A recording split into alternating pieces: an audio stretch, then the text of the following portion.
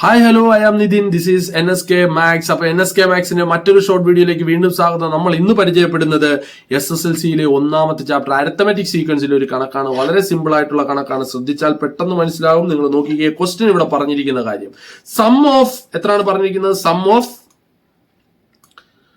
ശ്രദ്ധിച്ചിരിക്കണം. Sum of 9 consecutive terms of an arithmetic sequence is 90. 9 അടുത്തടുത്ത 9 പദങ്ങളുടെ തുക 90 ആണ്. അപ്പൊ നമ്മൾ ആദ്യം തന്നെ മനസ്സിലാക്കണം, അടുത്തടുത്ത 9 പദങ്ങളാണ്. അപ്പൊ നമുക്ക് first term, second term, third term, fourth term, fifth term, sixth term, seventh term, eighth term, ninth term. ഈ 9 പദങ്ങളുടെ തുകയാണ് 90. അങ്ങനെയാണെങ്കിൽ നമുക്കറിയാം ഈ 9 പദങ്ങളുടെ തുകയിലെ മിഡിൽ ടേം അല്ലേ 5-ാം പദം. അപ്പോൾ നമ്മൾ പഠിച്ചിട്ടുണ്ട്, നമ്മുടെ നിയമം എന്താണ്? മിഡിൽ ടേം ഇൻറ്റു എത്രയാണ്? ടോട്ടൽ എത്ര ഉണ്ട്? 9. അതായിരിക്കും എത്ര? 90. That is equal to middle term നമുക്കറിയാം ഫിഫ്ത്ത് ടേം ആണ്. therefore fifth term into 9 is equal to 90. therefore fifth term എന്ന് പറയുന്നത് നമുക്ക് എത്ര കിട്ടി? Fifth term is equal to 90/9, that is equal to 10 എന്ന് കിട്ടി. നമുക്ക് വേണ്ടത് അപ്പൊ മിഡിൽ ടേം ആണ് fifth term. therefore middle term നമുക്ക് എത്ര കിട്ടി? 10 എന്ന് കിട്ടി. ഇനി നമുക്ക് വേണ്ട write down the three arithmetic sequence such that sum of 9 consecutive terms of the sequence is 90 എന്നാണ് അല്ലെ.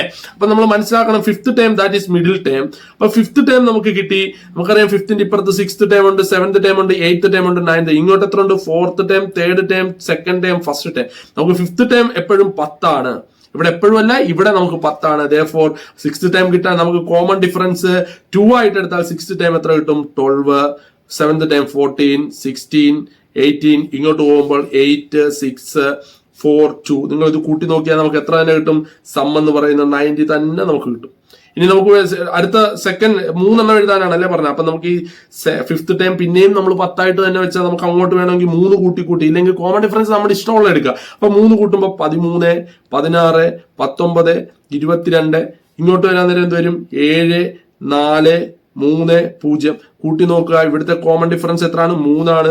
അപ്പൊ ഇവിടുത്തെ സം എത്ര വരും? 90 എന്ന് വരും.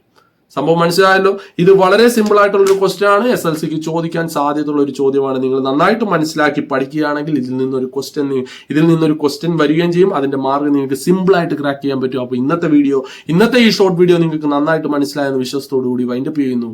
Good bye.